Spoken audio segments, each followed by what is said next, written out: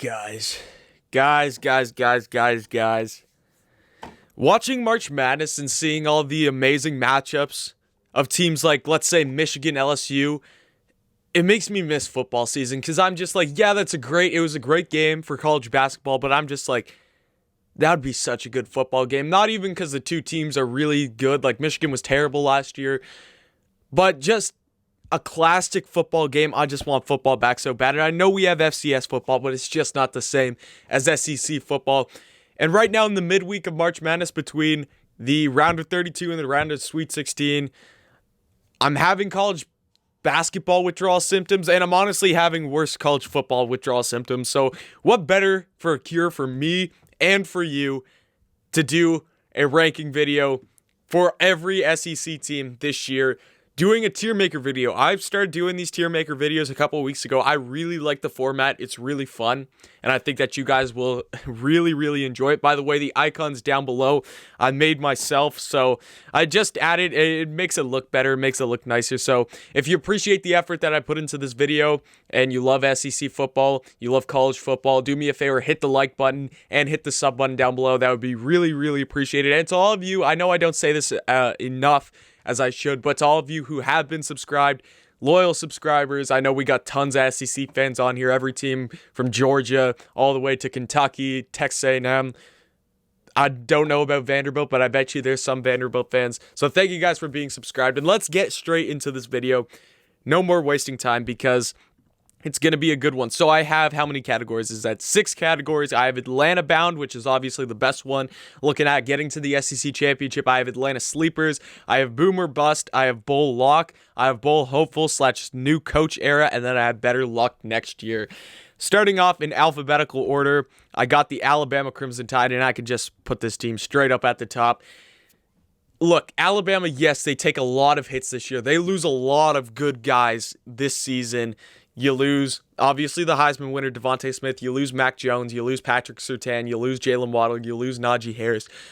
But I thought the same thing about this Alabama team last year. I thought the Alabama team this year was not going to be that good because you're losing Tua. You're losing Jerry Jeudy. You're losing Henry Ruggs. There's so many guys that you're constantly turning over in the Alabama program. You just forget the guys that they constantly are bringing back into the program. Bryce Young's still going to be a really good player. Let's not forget that Alabama has one of, if not the best class this season of recruits coming in. Still got John Mechie. You got Brian Robinson filling in for the running back spot, the main running back spot. You still got tons of good guys on this team. All over the defense, too. Like, you look at guys like Josh Jobe. You still got a very good football team over there in Alabama. And do I see anyone honestly beating Alabama in the West this year? I don't know if I do. So for that reason, I'm putting them straight into the Atlanta bound category. Bowl lock for Arkansas, I think I'm going to go with that. Like, it's honestly between bowl hopeful and bowl lock, but I really feel good about this Arkansas team this year and where they're headed as a program, where Sam Pittman is leading this team.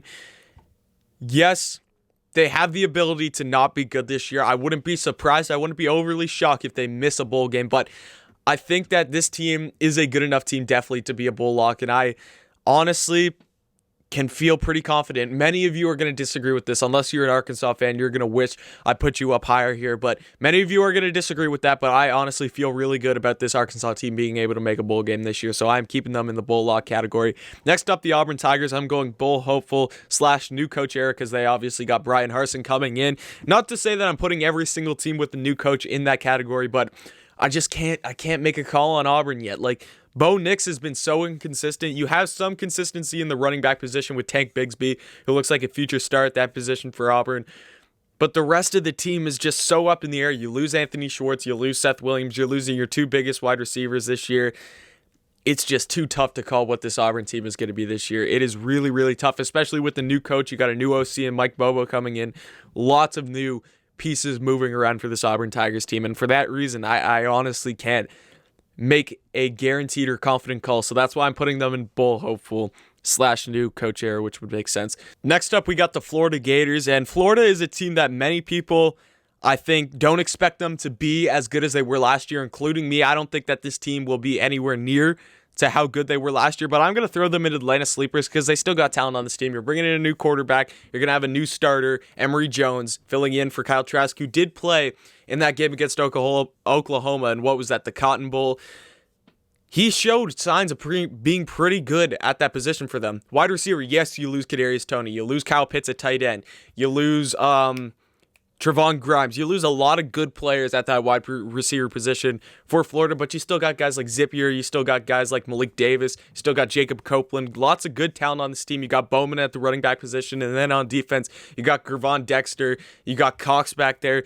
This is a team that has talent on their team. I think that the main part for Florida is going to be defense, and how is their defense going to be able to stop other offenses, because that was their problem last year. This defense was just not anywhere good enough to be a cemented playoff team and to be a team to win those close games against games like LSU, Alabama, Texas A&M. Their defense just wasn't there to be able to win those games. So that's going to be a key piece for Florida this year. But I think that if the dice rolls their way and Florida, the team that I'm going to talk about later is having a rough season, I could definitely see Florida in that SEC championship game. Next up, the Georgia Bulldogs.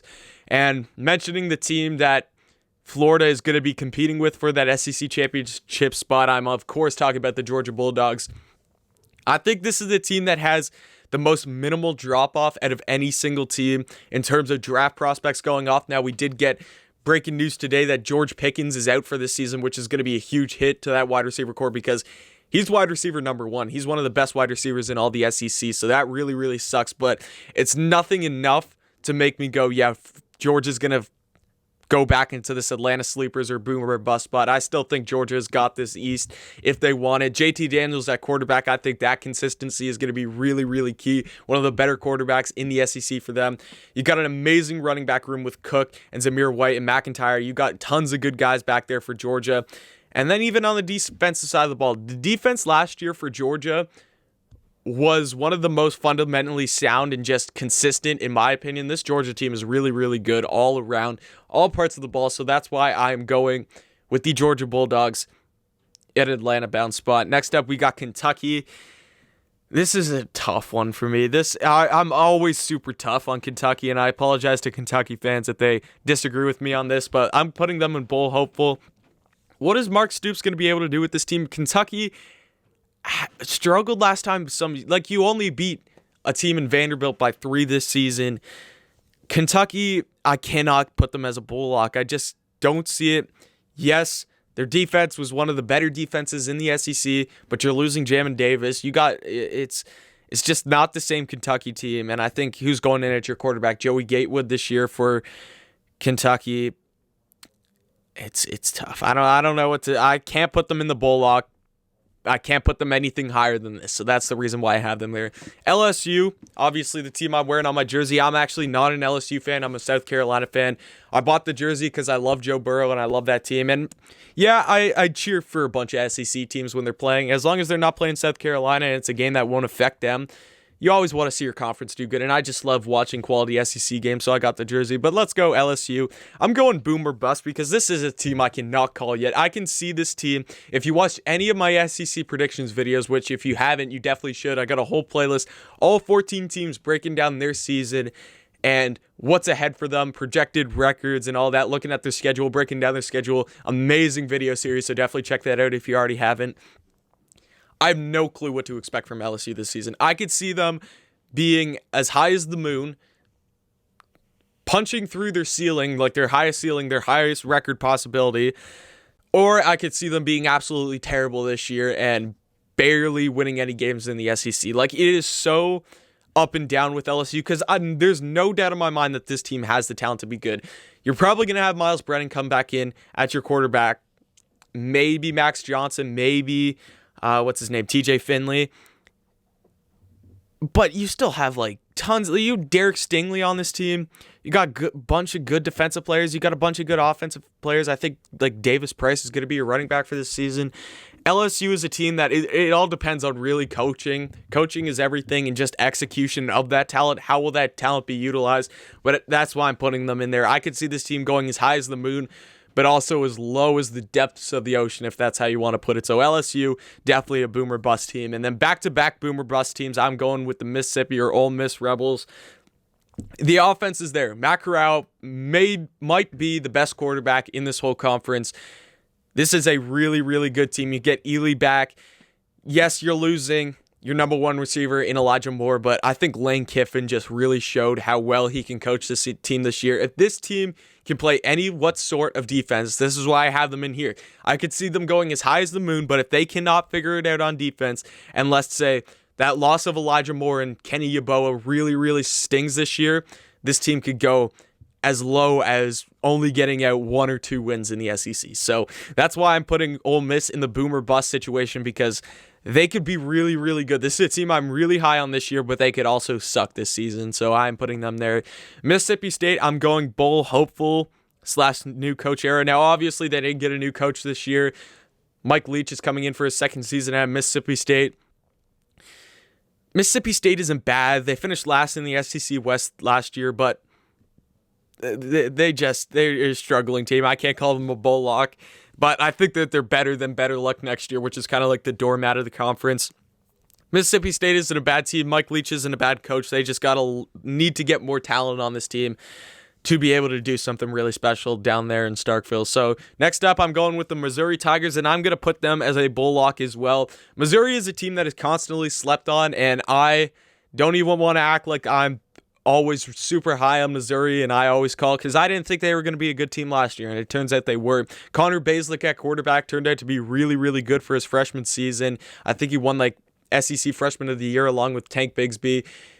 This Missouri team can be really good, especially on defense. I think their defense was definitely way more consistent than some teams last year. So Missouri, I feel like they're going to be a bowl lock. You play in the SEC East, which is a much easier division than the West, I'd like to say, because you're going to have you should have a guaranteed win against Vanderbilt, and then games like Tennessee, South Carolina, Kentucky should all be wins. Arkansas, who they're also in bowl lock with, is going to be a very good game like it was last year. Missouri's a good team, and I expect them to make it to a bowl game this year. Next up, my South Carolina Gamecocks, and this is a team that I could talk for hours and hours and hours. I could make this a whole podcast, a 3-hour podcast about the South Carolina Gamecocks, but for your guys' sake, I'm not going to do that. New coach era / bowl hopeful. My projected record for us this year is 6-6. I think the Gamecocks will go 6-6. You're working out Shane Beamer in his first season. I am really, really liking this Shane Beamer move. And yes, it might just be because I'm being biased towards my favorite team, but just everything I'm seeing from his press conferences to the way he interacts with players, the Shane Beamer era in South Carolina is something that all Gamecock fans need to be really, really excited about, including me, because I am through the moon about this guy. We play one of the toughest schedules every single year. I never like to underestimate my guys. Honestly, I'm going to pick the Gamecocks to go undefeated this season, but that's just because I'm a fan. If I'm being completely unbiased in this video, I'm putting them here because you have a new coach. Your schedule is tough, but you definitely have 6 winnable games that you should be able to win. So the bowl spot, it's open. It's not a lock, but it is definitely capable of doing for the Gamecocks. So that's why I'm putting them there. Along with the Gamecocks, I am putting the Tennessee Volunteers, another team that is just up in the air with the new coach. You're bringing in Hupel as your head coach. This Tennessee team lost so many guys to the transfer portal, although I did hear recently, I don't know if this is true or not, but Henry To'oTo'o is coming back to Tennessee after going to the transfer portal, but you have Eric Gray leaving, who's your best running back. You're losing Josh Palmer with the wide receiver position. I don't even know who's going to be the quarterback of this team. I'm guessing it's going to be Bailey. Again, Tennessee is such an up and down program. Again, bowl hopeful. This is another team that's somewhere around 6-6, going 6-6. You have 6 games that are definitely winnable and definitely able to get to a bowl game, but will you is a whole completely different question, and I haven't seen this Hupel team yet in Tennessee, so it's not fair for me to call them an automatic bowl lock, so that's why I'm putting them there. Texas A&M Aggies, I'm going to Atlanta Sleepers. Obviously, they have one of the best seasons that they've ever had last season. Should have made the playoffs, but the ACC bias, and you just want to have a playoff where You get two ACC teams that get absolutely run out of town, and when you could have had two SEC teams. It's not my opinion. It's not my choice. I'm not in the committee, but that's what they chose. Texas A&M, Haynes King coming in at quarterback. You're bringing back Isaiah Spiller, who's one of your best running backs in the country. Like, he is really, really good. This Texas A&M team in total, just a quality football team. Their offensive line last year was probably top 5 in the nation. Like, this team is really good. It's all, like, for all of these teams, for I say Texas A&M, LSU, and Ole Miss, everything comes down to the dependent variable of, if you want to go scientific terms, the dependent variable of Alabama. Alabama's kind of the independent variable, and then all three of those teams are dependent on how Alabama does, because if Alabama's Alabama, and you know what that means, I don't even need to explain that, Alabama has got that Atlanta spot locked up already. But if Alabama is not Alabama, those three teams are going to be in a bind for who is going to get that spot, and maybe even toss in Arkansas. They might be a bit of a stretch, but maybe even toss in Arkansas to that mix. But if Alabama's not being themselves this year, you're going to have three teams duking it out for that Atlanta spot, which is going to be really fun. So I think Texas A&M is definitely capable of getting to Atlanta if Alabama slips this year.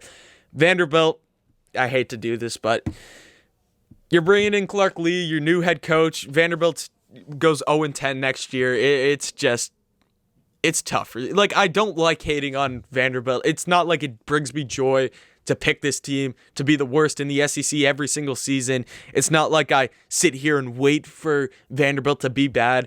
I feel bad for them. I honestly do. They're a baseball school. They're really good at baseball. Like, I just watched them this weekend. Kumar Rocker and Leiter throws a no-hitter against the Gamecocks. They're a baseball school. I don't feel that bad because they are really good.